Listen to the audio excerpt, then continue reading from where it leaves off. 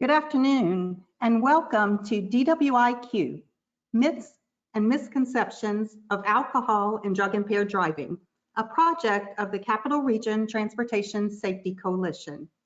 The coalition comprises approximately 350 traffic safety partners from 8 parishes surrounding the greater Baton Rouge area. We are one of 9 traffic safety coalitions in the state, and we are all working on data-driven policies and practices that will help us achieve our mission of destination zero deaths. My name is Catherine Childers, and I am a co-leader of the Impaired Driving team, one of 6 emphasis area teams included in the Capital Region Transportation Safety Coalition. The other emphasis area teams are bicycle and pedestrian, distracted driving, infrastructure and operations, occupant protection, and young drivers. Future webinars will focus on these emphasis areas, so be sure to like us on Facebook so that you will receive notice of these presentations. We are thrilled that you have joined us today, and we are confident that at the end of this hour-long seminar, you will better understand the myths and misconceptions about impaired driving and raise your DWIQ. At any time during the presentation, you may submit questions to the panelists by typing into the question box located at the bottom of your screen. We will answer questions periodically throughout the webinar and then again at the end. If we are unable to answer all questions during the 1-hour presentation, we will email the answers to you. As an attendee of today's presentation, you qualify to receive a certificate of completion, and you will also be eligible to win 1 of 10 Walmart gift cards. However, in order to qualify for these items, you must remain until the end of the webinar and participate in the short survey that will automatically pop up on your screen.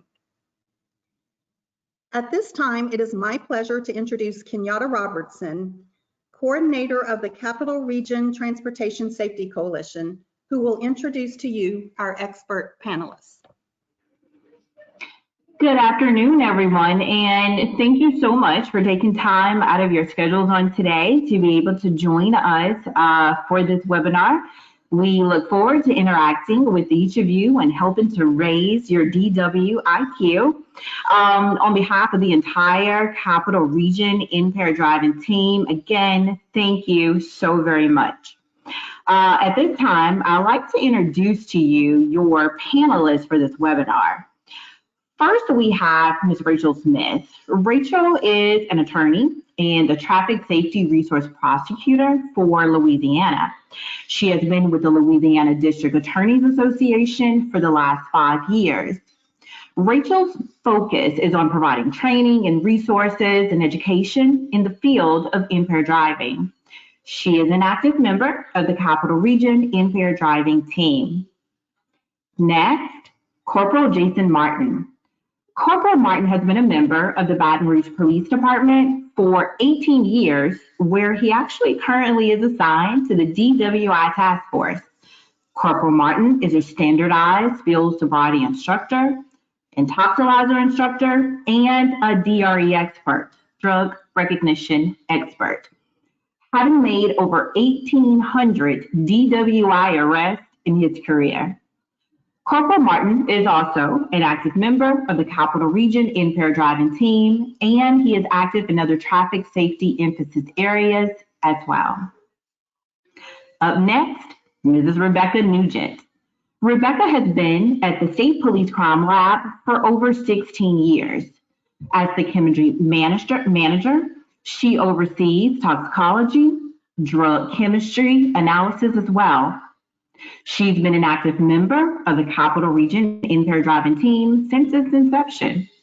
And her passion is teaching others about deadly drugs of abuse and the dangers of impaired driving.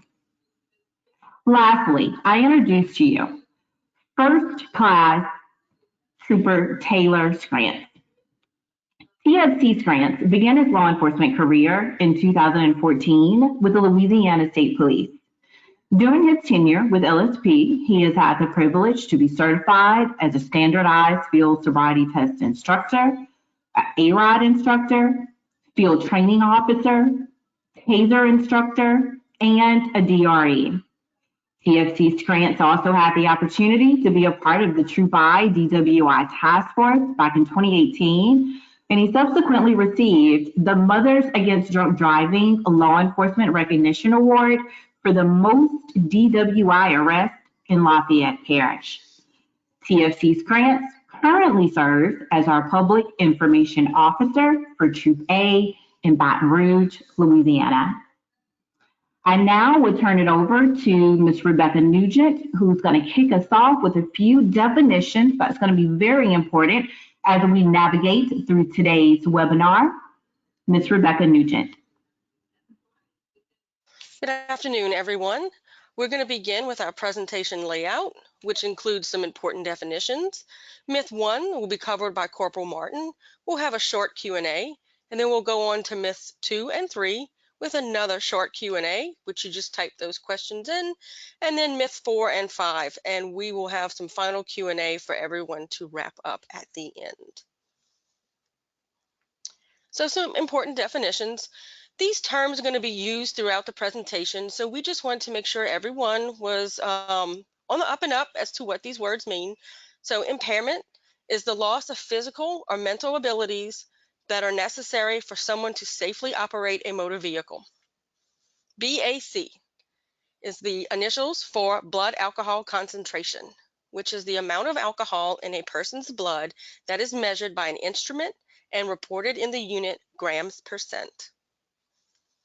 Per se is the limit established in law that if a person's blood alcohol concentration equals or is greater than, impairment is presumed. Drug, any substance which when entered into the human body impairs a person's ability to safely operate a vehicle. Toxicology is the area of forensic science that tests a person's blood for alcohol or other drugs that cause impairment. The scientist generates a report with the results of the test conducted. And now I'm going to turn it over to Corporal Martin. Good afternoon. Thank you everyone for joining us. First question we have for you is, can you only be arrested for a 0.08 grams % BAC or higher? We'll give you a second to answer.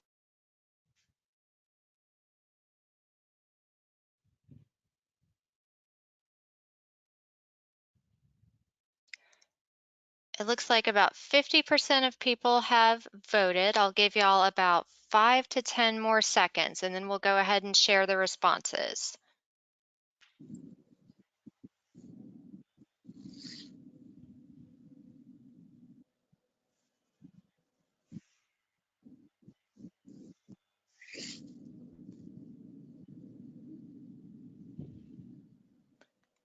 All right. All right. So it looks like 78% think that that is a false statement, while 22% think it's a true statement. The fact of the matter is, whether your BAC reaches that magical number of 0.08 or not, you can still be arrested. So let me say that again. If your BAC is at a 0.08 or even below a 0.08, you can still be arrested for a DWI. Your impairment level does not begin when you reach that magic number of 0.08 grams %. That 0.08 is just a legal limit for the court system. You can definitely be arrested under a 0.08. Like I said a second ago, impairment begins much lower than that. From the time you begin to take alcohol into your body, it starts to affect your abilities to do things. Alcohol is what we call hydroscopic, meaning it seeks water. So alcohol is going to start finding places in your body where water is. One of the main places that we have water in our body is the brain. So as alcohol starts to get to our brain, it's going to start affecting how we can do things. It's going to start affecting our decision making. It's going to make us drowsy. It's going to make us relaxed. Some memory function may be impaired. So as we continue to drink, the impairment level will continue to increase. That's when your driving skills are going to really start to degrade. Your decision making is going to really become cloudy, and your memory is going to really become affected. And you start taking more risks that you normally would not take. You may jump off of that bridge into the river below whereas before you wouldn't do that. So why is this important? So divided attention. To drive a car, we have to do multiple things. We have to brake. We have to steer. We have to use a turn signal. We have to check our mirrors. We have to change lanes. We have to do all these things simultaneously sometimes. So as alcohol begins to impair, we lose the ability to do those things. So you start seeing you're unable to change lanes, or you're unable to maintain that single lane of travel. You're unable to use that blinker. You don't stop for that red light. You're speeding because your impairment is making it difficult for you to judge the correct time, distance, and everything that you need to drive safely. So as your BAC continues to climb, and we start getting up there into those higher levels, okay, we start to see the loss of consciousness. The danger that we have is alcohol poisoning, decreased breath, vomiting. Sometimes it even leads to death.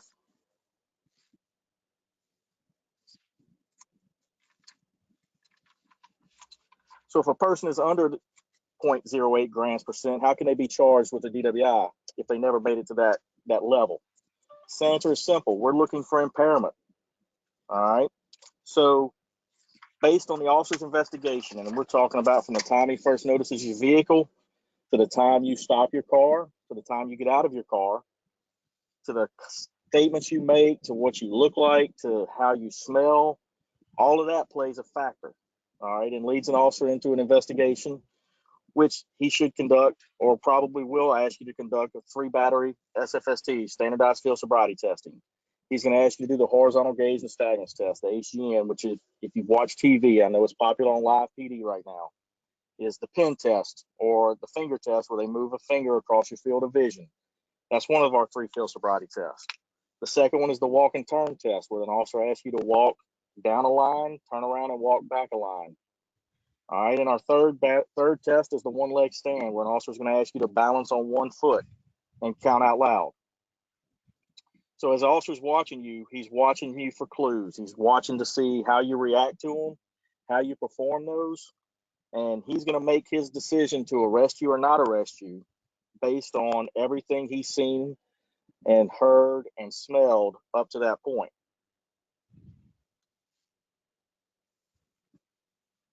What about if you're under 21?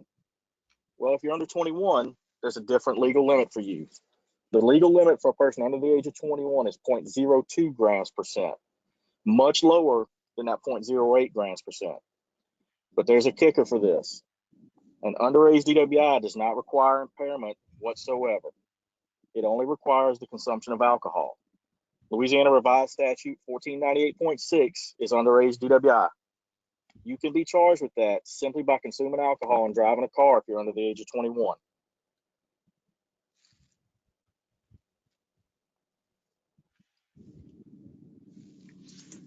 So we've talked about impairment. We've talked about what alcohol does. We've talked about how the more you drink, the higher your impairment becomes. Mild impairment is still impairment, and therefore it's an arrestable offense, as the slide says. Buzz driving is drunk driving. Whether that impairment is small, slight, obvious, however you put it, impairment is impairment. That word in front of that impairment is just an adjective to describe that impairment. It's still going to be impairment. The best course of action that anybody can take is, if you're going to consume alcohol, do not drive a car.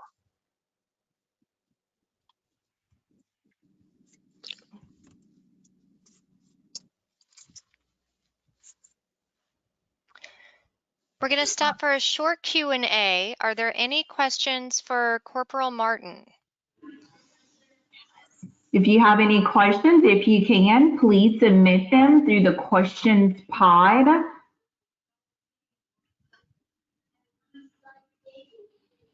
Any questions? Do not be afraid to submit them.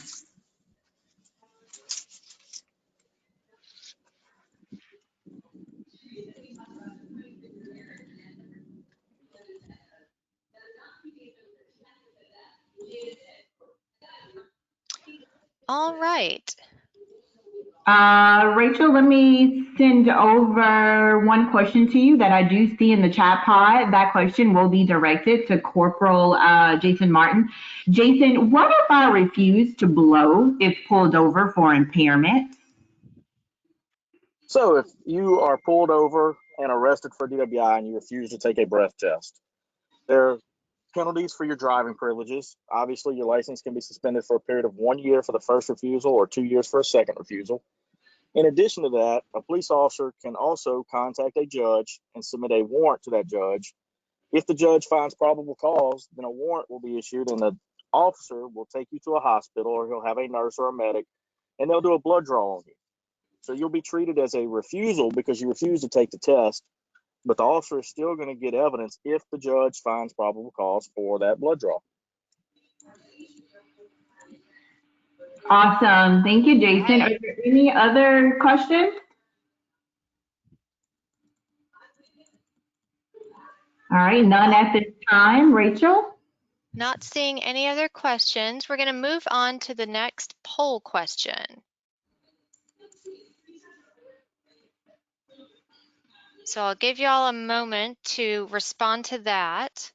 DWI is only a traffic violation, is what it should say.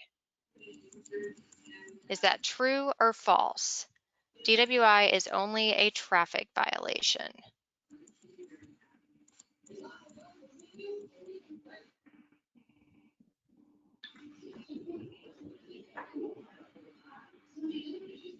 Gonna give y'all about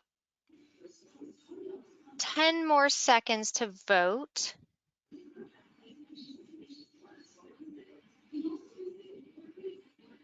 All right, let's look at those responses.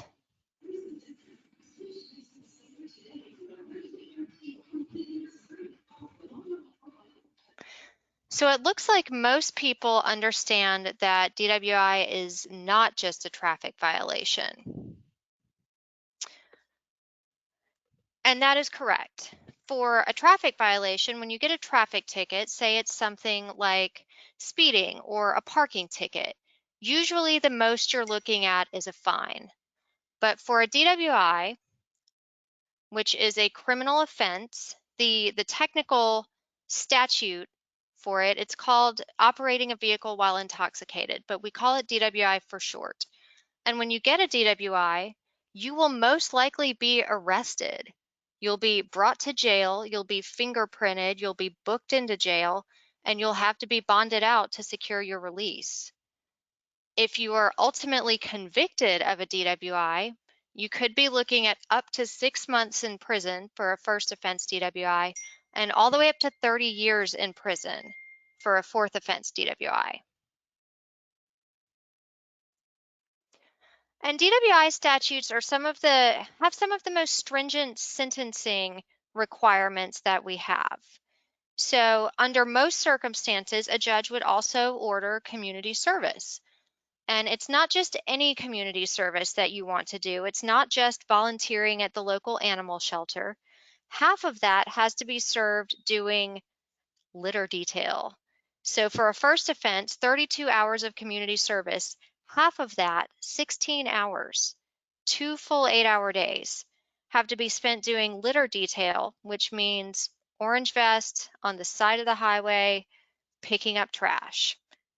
A second offense, it goes all the way up to 240 hours of community service, and that is 120 hours doing litter detail, which means 15 full 8-hour days of litter detail. DWI sentences also require a court-approved driver improvement program and a court-approved substance abuse program. Now, these may be offered just the way it sounds in your parishes, but the judge could also order that you attend maybe Alcoholics Anonymous classes or a Mothers Against Drunk Driving Victim Impact panel, or, well, a substance abuse evaluation, but also that you follow any recommended treatment. Or you could have a judge who orders all of these things. I used to work for a judge who ordered all of these things for every DWI sentence. And it doesn't end there.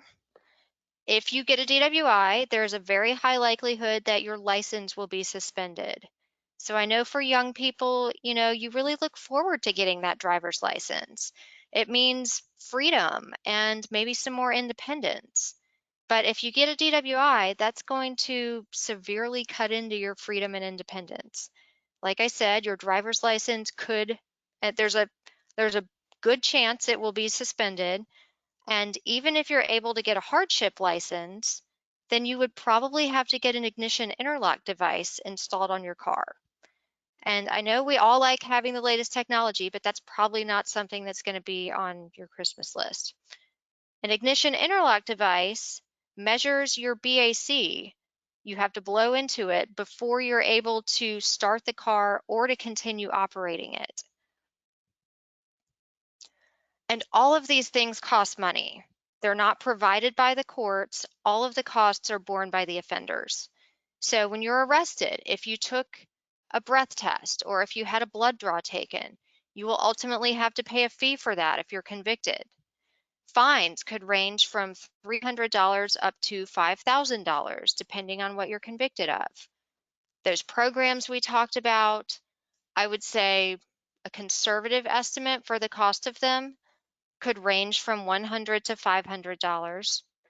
And the ignition interlock device, likewise, conservative estimate about $50 a month. So depending on how long you have it on there, that can add up.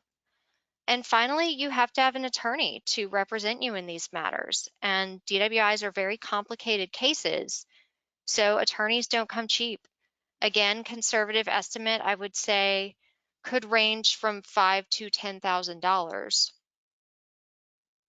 So getting a DWI could set you back, I would say, again, a conservative estimate, at least $6,000 to $15,000. And it's going to continue having negative consequences on your future. I know y'all are all familiar with the concept of having a criminal record, having a rap sheet. If you get a DWI, it'll be on your criminal record. That could affect future employment opportunities. A lot of industries need a clean background check. A lot of plants and refineries want that. I know the medical industry, if you're going to practice law, that will certainly come into play.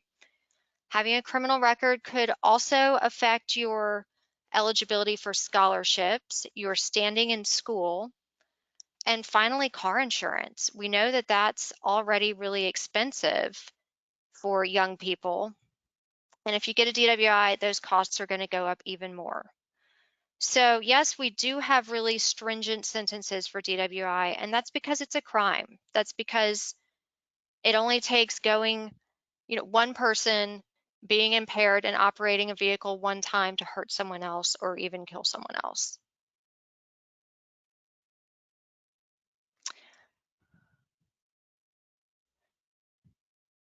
Now we're going to launch a poll for the next session, the next section.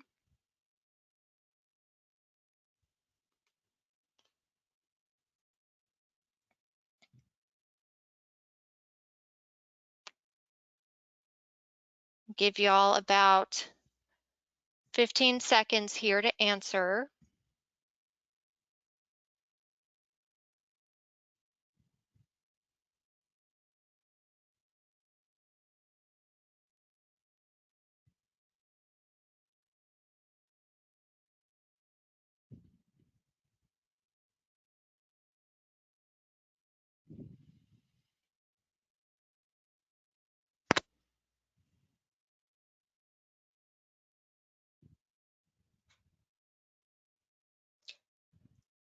And let's see what the results were.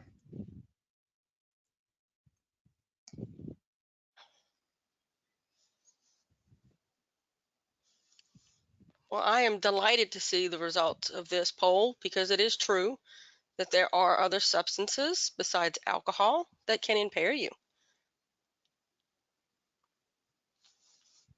So in 2018, about 56% of the blood samples we tested had a BAC of 0.08 or greater. But then on the other hand, we had 51% of them test positive for one drug other than alcohol that can cause impairment. So about 78% of the blood samples that we test has alcohol and or one drug of impairment. The actual average combination is alcohol at or above a 0.02 and 3 drugs or metabolites that could cause impairment.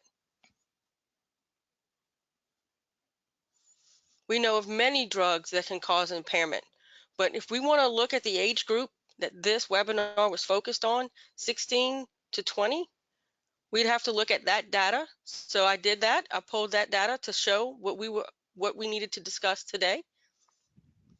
And in 2018, 39% of drivers 16 to 20 years old that we tested their blood had at least one drug that would impair other than alcohol. That's almost 4 out of 10 drivers on the road. So next time you were with a group of your buddies, it's 4 out of 10 of them that would have the probability of having one drug if they were tested at the crime lab. So let's look at the top drugs. Number 1 is THC, and THC is the main psychoactive drug found in marijuana. Number 2 is diazepam, which is brand name Valium. It is a prescription anti-anxiety medication. Number 3 is carisoprodol, also known as Soma. It is a prescription muscle relaxer. And an honorable mention is hydrocodone. This is Lortab. This is a prescription opioid pain medication that is not only very impairing, it is also very addictive. And we have an opioid crisis on our hands right now in this country, and this is one of the drugs that was mainly prescribed that caused this opioid crisis. Colorado, after they legalized marijuana, since it is the #1 drug found in blood samples in this age group, had a 25% increase in marijuana-related DUI citations, a 112% increase in marijuana and alcohol citations, a 40% increase in fatal crashes, and a 145% increase in drivers testing positive for marijuana. And I think this is our next Q&A session. All right, awesome. Thank you so much, Rachel and Rebecca. You guys have quite a few questions that are fielding through the question pod right now, and they are absolutely awesome. I'm going to send a few of them over to your way. One of the first ones that just came through now was, can energy drinks cause impairment?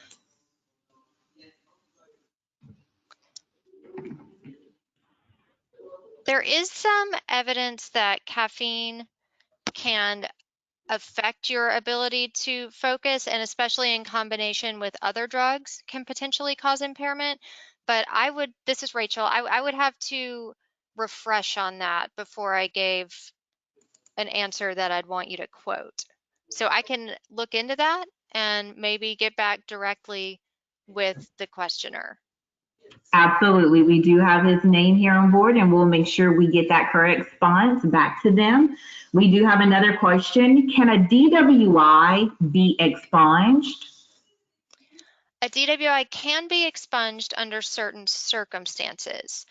And this is such a lawyer non-answer, but it really depends what you're convicted of and which provision the judge sentences you under as to when and if it can be expunged. But the important thing to remember is that even if it is expunged, that only takes it off the records for the public. Law enforcement can still use it if you were to get another DWI. It can still, for example, if you had a first offense DWI, law enforcement could still use that to enhance it for a second DWI if you were to be arrested again within a certain period of time. Awesome. Thank you, Rachel, and thank you so much for those questions. I'm going to give you one more just before we get started into the next myth.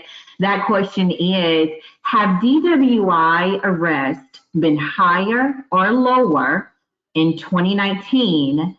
And is there any data available that can be shared?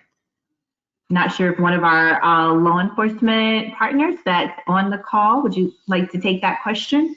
Have DWI arrests been higher or lower in 2019?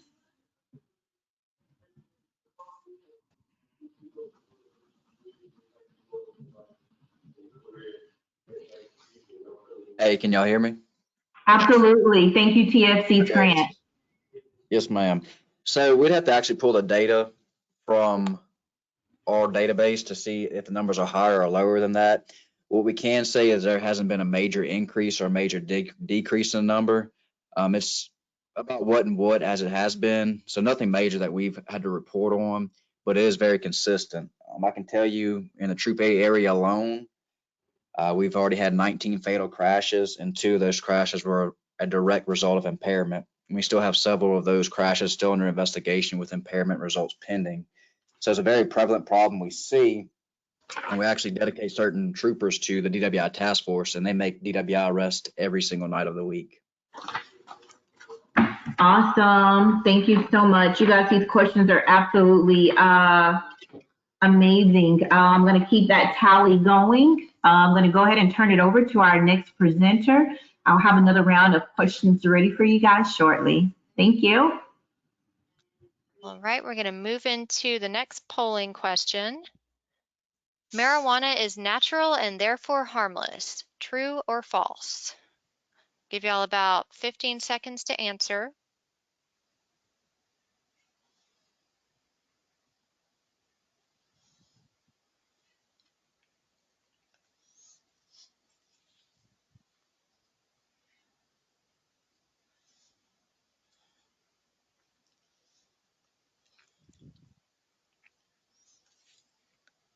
Let's look at those results. Looks like Excellent. most folks said that was false. Looks like we have a very highly educated group of attendees.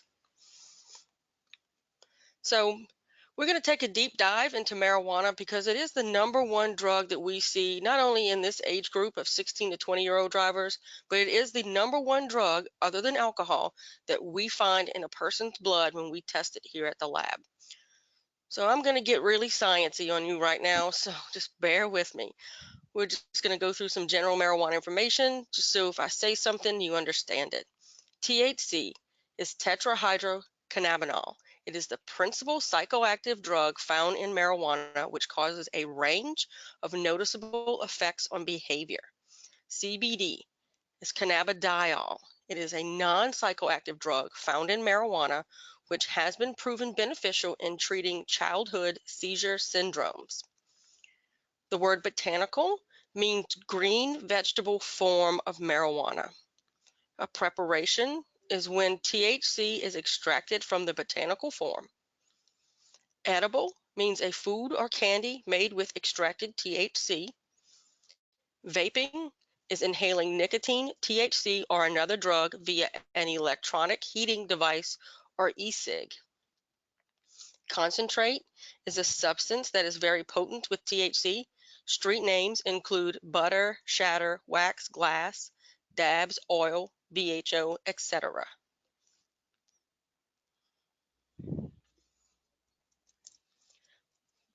This is a chart that comes from a journal article in which they tested people who were volunteering to consume marijuana and THC and then have their high tested as well as their performance.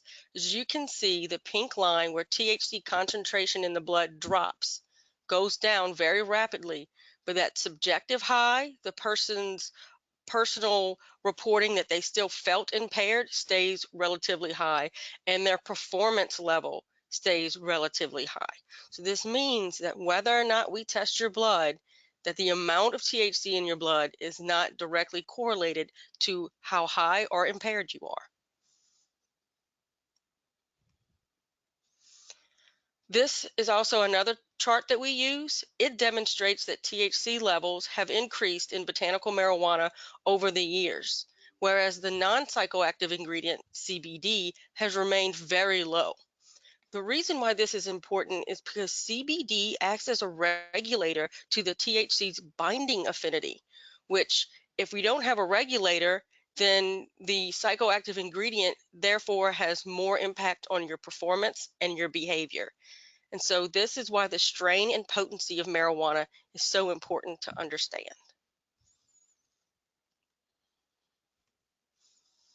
The manner of ingestion is also very important. The way a drug enters the body.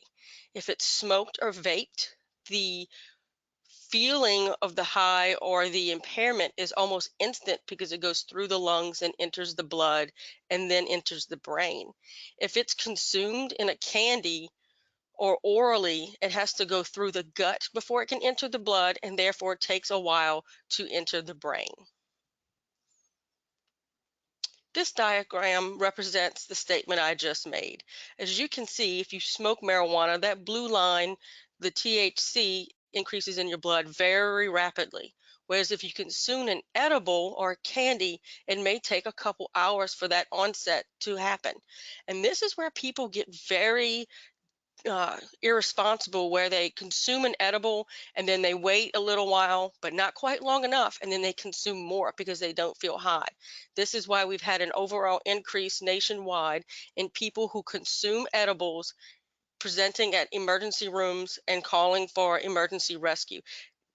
They don't like to call it an overdose, they call it an overexposure. People who have this overexposure report very negative side effects of when this occurs. This is a good example of that. Maureen Dowd, she was a New York Times author of a column, and she said that she ate an edible and for an hour she felt nothing. She ordered dinner and room service and then began drinking some wine. She then felt a very scary shudder through her brain and body, barely made it from the desk to her bed, and she curled up in a hallucinatory state for 8 hours. She was thirsty but couldn't move. She was paranoid. The room service waiter knocked on the door and she didn't answer because she thought he would call the police. She strained to remember where she was and what she was wearing. She was paranoid and became convinced that she had died and no one was telling her. It took all night before it began to wear off, distressingly slow. So if this happens to an adult who volunteered to experience what an edible felt like, could you imagine if someone who is young and naive and not an avid user would experience if they would consume or overconsume an edible? So the thing I always get told is that it's safe because it's natural and from the earth. Well, marijuana of the 60s and 70s does not look like the marijuana of today. Today, commonly, marijuana, the THC is extracted from it using butane. Butane is a chemical that they use to strip the resin or the THC out of the actual marijuana plant by using an extraction device. And it ends up making this honey-colored liquid that can be used in a variety of different ways. It can be smoked, it can be put in a variety of different products. And it is very potent and high in THC.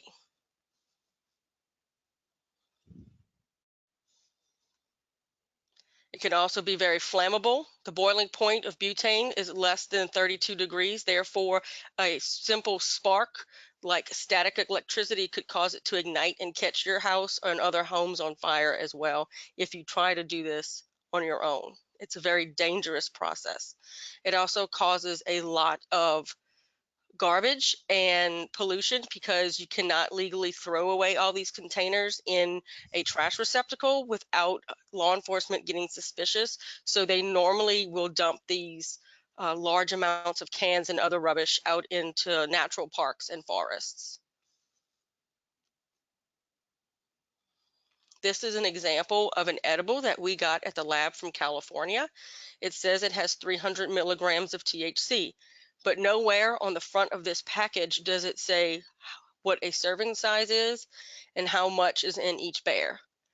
But if you flip it over, you can actually see that the serving is one gummy bear. That is a very small, very potent, bite-sized piece of candy that contains 300 milligrams of THC. This is a vape pen that we got in that also contained THC.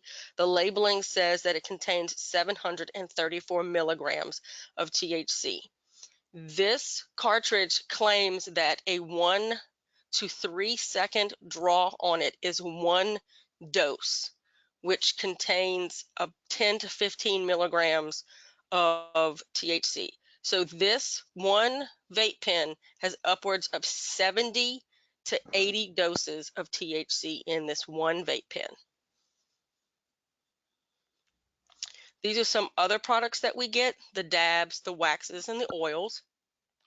Once THC is extracted from botanical marijuana, it can be added to almost anything, including but not limited to cereal bars, chocolate candy, drinks, pizza sauce, and Juuls or other e-cigarette devices. The Juul and other e-cigarette devices are not intended to be used to smoke THC, but we have seen them where people have modified the device and added THC oil to them to smoke it through a nicotine device. E-cig or vapes associated with lung injury. There have been over 2,700 hospitalizations, 60 deaths. The CDC and the FDA recommend do not use e-cig or vape products of any kind, and that vitamin E should not be used to be added in any e-cig or vape product because this can cause lung damage.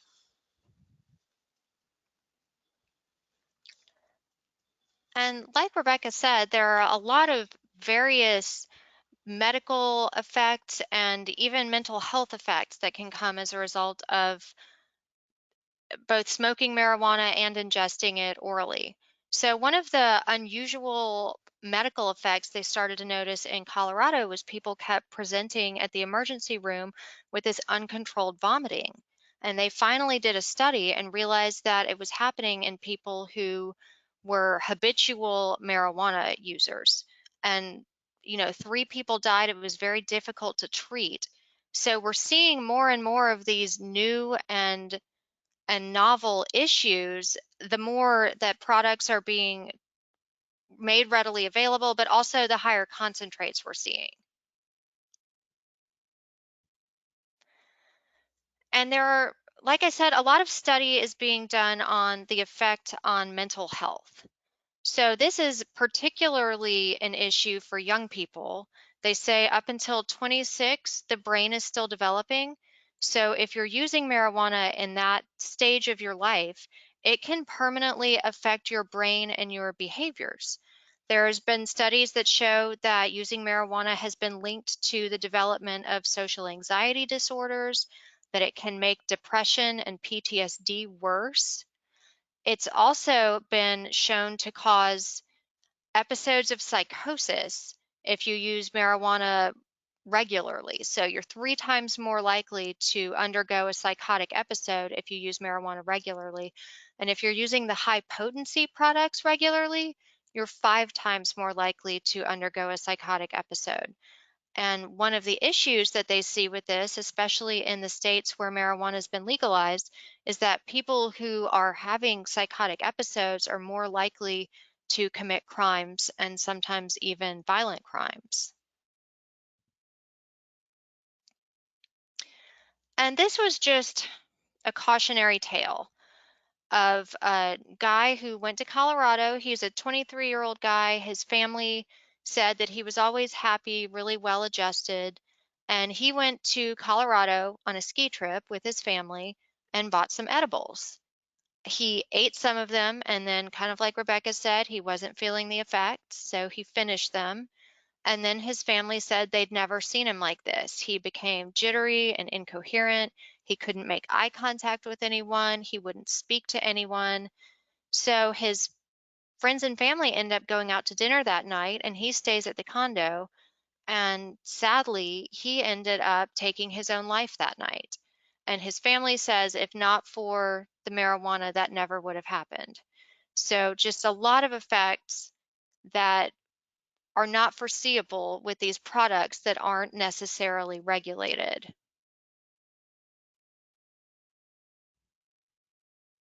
And so I was asked to talk about CBD because there's a lot of it in the media right now. So CBD is not legal to be added to any food item unless the FDA okays it. And at this point, the FDA has not. There's only been one product called Epidiolex that is FDA approved, and it is only for 2 very specific childhood seizure syndromes. It has been shown to mediate the psychotic or psychoactive effects of THC in humans.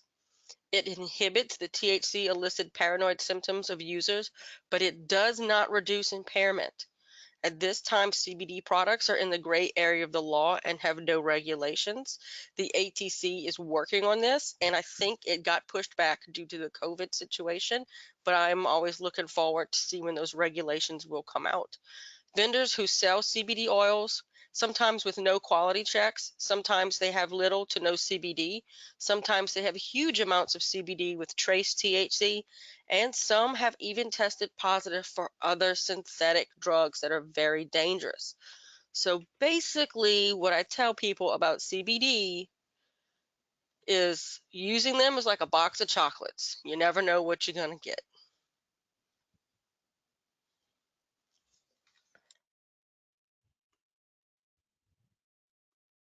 All right, y'all, last polling question.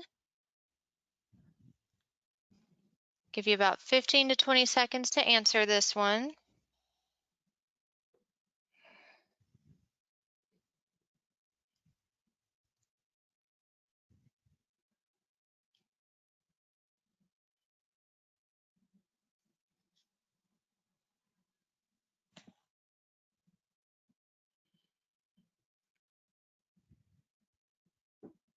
People are still answering. I'm going to shut it down in about 3, 2, 1.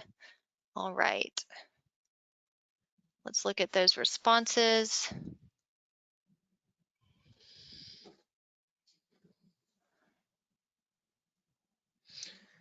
All right, so I'm Trooper First Class Taylor Scrants, and those responses were great because that question was in fact false. Even though you're prescribed a medication or you get a medication over the counter, that does not mean that you can drive while taking that. A lot of bottles, as you can see, it warns you about operating a motor vehicle or heavy machinery. And the reason for that is it impairs you in a lot of ways the same way alcohol does. And even sometimes more so than alcohol does. That's why, and a perfect example of that is when you go to the dentist to get your wisdom teeth removed, they require you have a sober driver there to bring you home. And the reason for that is you're impaired. You can't safely operate a motor vehicle. So once you take a prescription medication and add that to alcohol, that is when you start seeing your extreme levels of impairment. From my personal experience, those were the most impaired people we would arrest for DWIs, or those mixing alcohol with prescribed medications. So to continue on what I was saying, just because the doctor orders a RX doesn't mean make it safe to drive. There's a lot of misconceptions. I've thought a lot of people on the side of the road said I'm under the care of a doctor and they've told me I can take this medication, and a lot of times we'll use that prescription as evidence against them for a DWI trial. And the reasons for that is drowsiness, aggressive or reckless driving. And like Corporal Morton alluded to earlier, we're not arresting based on BACs. We're arresting based on impairment. So if you get arrested for DWI and you blow all zeros on the intoxilizer, that's irrelevant. I arrested you because you're impaired, and that's the whole point of the standardized field sobriety tests. It's a deviated attention test, the latter of the two. And there are specific law enforcement officers that are known as DREs that are trained very extensively to detect this sort of impairment. We look for pupil size, we look for slurred speech, unreliable balance, and all those things of that nature. And these guys are highly trained to detect this sort of impairment.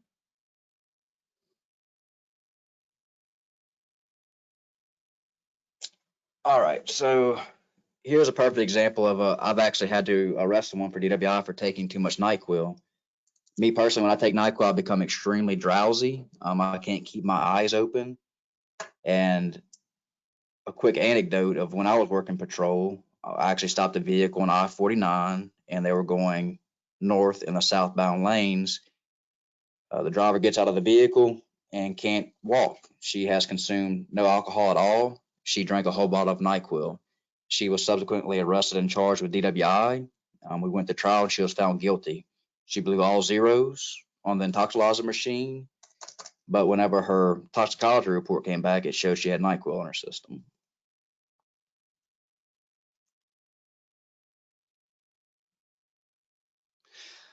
All right, so here is a example of someone getting involved in a fatal crash who was under the influence of medications.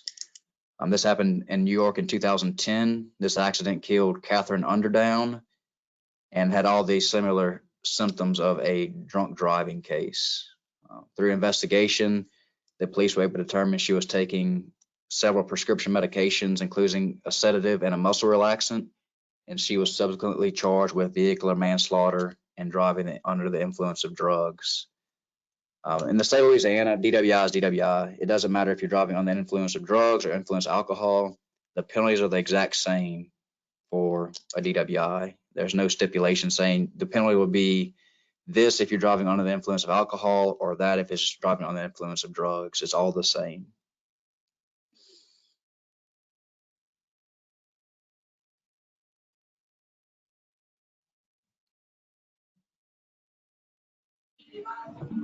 All right, awesome. Thank you so much, Trooper Scrantz, for that presentation. This kind of nears us to the end of raising your DWIQ.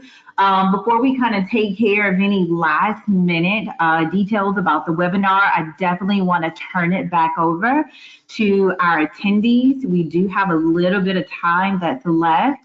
And I definitely want to give you guys the opportunity to be able to field in some questions to us through your questions pod. They've definitely been coming in, and I'm so appreciative of just your attentiveness during this webinar. The team and I definitely hope that you guys are learning something that you didn't know at the beginning, of joining us for this call. We definitely want to make sure that it's educational to you and that we kind of make sure we give you some time to ask us any questions that you may have. And so to my panelists, that is still there. One of the questions that's just rolled through, and any of you will probably be able to answer this question for me, is how do officers test for marijuana use?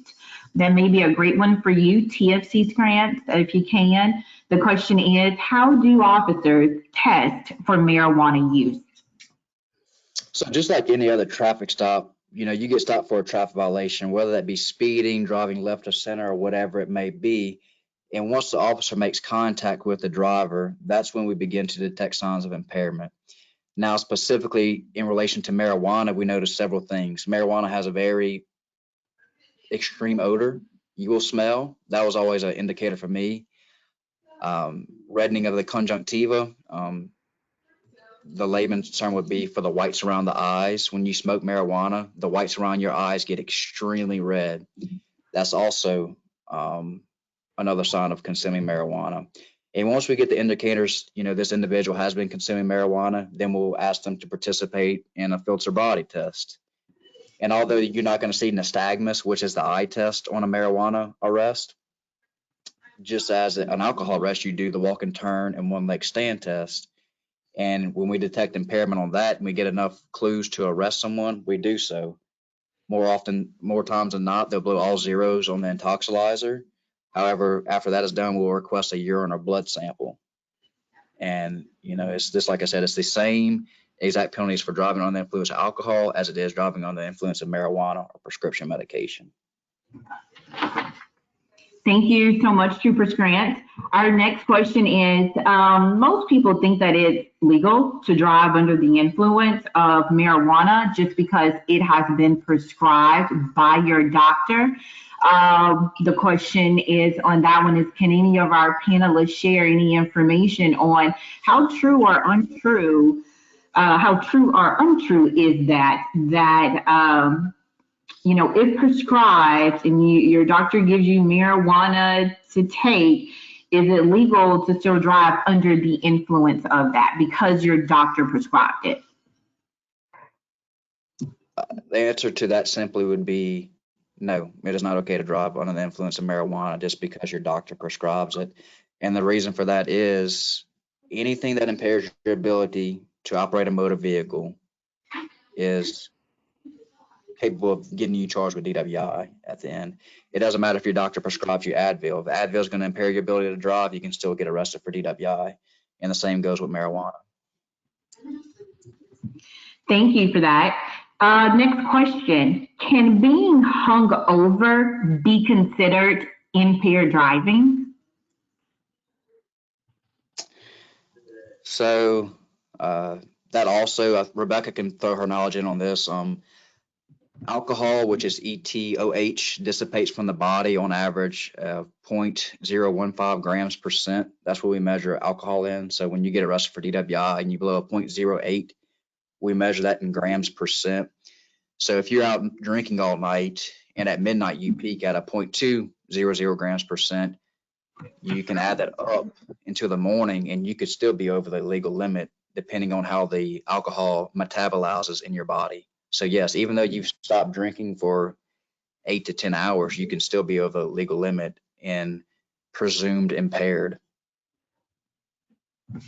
Yes, Tyler, that is correct. And for a lot of people that have built up a tolerance to alcohol, someone that may consume alcohol on a daily or almost daily basis, their blood alcohol level can get up to a 0.3 or 0.4, which for a normal person would be fatal. But we routinely see blood alcohol levels at a 0.3 to a 0.4, and they're not unconscious. And to also add to that response, we actually had a case in Troop I when I was on the road. An individual was arrested for DWI, first offense, at 12 o'clock during the day, and he blew a 0.25. I think 8 hours later, he was involved in a fatal crash and was subsequently arrested for vehicle homicide, and he blew exactly a 0.08. So yes, that would be an example of that. Thank you, panelists. Can a person be arrested if they have beer containers or an alcohol container on the floor of their vehicle? I think that'd be a very rare circumstance. That would not warrant an arrest. The only thing that may warrant if the alcoholic container was open and it had alcohol in it, you could be charged with a traffic summons of open container, which is a misdemeanor. And Trooper Grants, that would be something that the officer would take into account in the totality if he also believed that the person was impaired, right? Correct. Yeah, we'd definitely use that as evidence. It would be in correlation with, we detected a strong odor of alcoholic beverages on Mr. Smith's breath, and we subsequently found an open 24-ounce Bud Light in his vehicle. This shows that he was in possession of alcohol that was open while in the vehicle, which is adding to the case of he was actually consuming alcohol as well. Awesome, thank you. I have another question coming in. What is the latest on guidance for DWI arrest on non-traditional vehicles such as bicycles, motorized bicycles, golf carts, electric vehicles, and motorized scooters? So, to my knowledge, to be arrested for DWI, the motor has to be a certain amount of cc's to meet that threshold of a motorized vehicle. Right, so it does have to be a motorized means of conveyance. So you couldn't get it on you couldn't get a DWI on a regular bicycle in Louisiana. Thank you, panelists. I'm now going to just take the last two questions from our question pod before we get ready to end the call. One of those questions is, those who sell CBD oil think it's great for every ailment and find it to be safe. Is that true? I can only attest to the samples that the ATC has sent to us from various stores around the state. So while one drug is not going to cure everything from male pattern baldness to toe fungus, which they are claiming this drug does, it also right now has very little to no mandatory testing, and that's going to change in the near future, from what I understand through the ATC. But once that comes up and running, they're going to see that some of these products are not exactly advertising as what they really are. We've tested some products with no CBD. We've tested some products with THC and CBD, and we've had several edibles and oral tinctures submitted recently that had synthetic cannabinoid drugs. Those are the mojo drugs. Those are the drugs that cause severe paranoia and delusions and lead to very severe medical ramifications of people who use it. And I could not imagine using a drug or something that I've found from a holistic store to think that it's going to make me feel better and end up getting something that is so dangerous. So yes, some of these products are not legitimate. I can't say which ones are and which ones aren't because I haven't tested them all, but some of them are not. Thank you, Rebecca. Our final question for the webinar is, given the potency of THC, why has the governor in Louisiana legislature posing to legalize marijuana?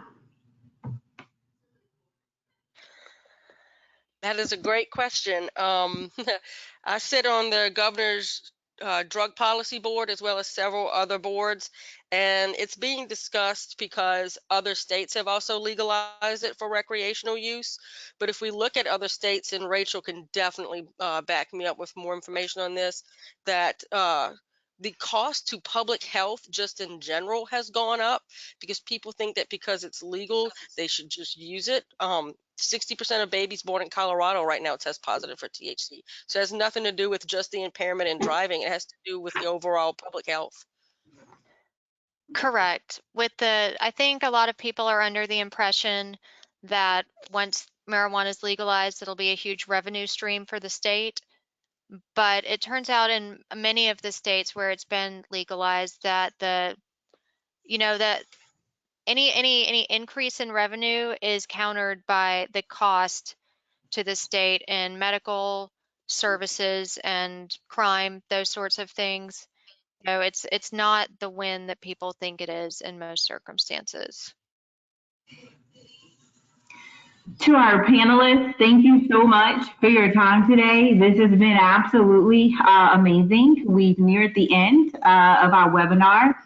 I want to also take the time on the behalf of our Impaired Driving Capital Region team to thank all of our participants that signed up for today's webinar. It's been very mind-blowing to see how many people out there are just so interested in raising their DWIQ and just remaining educated on the consequences of driving while impaired, whether that's alcohol, whether it's drugs. We thank you for committing to your time on that. Just want to let you know, before you go, do not forget, there's going to be a quick survey that is going to pop up on your screen as this webinar comes to a close. Please make sure to answer those questions on that survey. That is going to help us to identify what you have the certificates of completion to at the end of that call. You guys will be receiving those certificates later today to have that as well. Also, if you have any other additional questions, my email address is there on the screen, Kenyatta Robertson, and it's krobertson@crpcla.org. Feel free to send me those additional questions that you guys have. I will channel them through our panelists make sure we get an answer back to you on today. Each of you that are still on the call, after you take your survey, your name will go into a raffle. We have 10 Walmart gift cards that will be raffled off after the card today. We're really excited about that. So until next time, you guys, please be safe. We look forward to meeting and speaking with you again. Everyone have a great day, and we'll see you soon.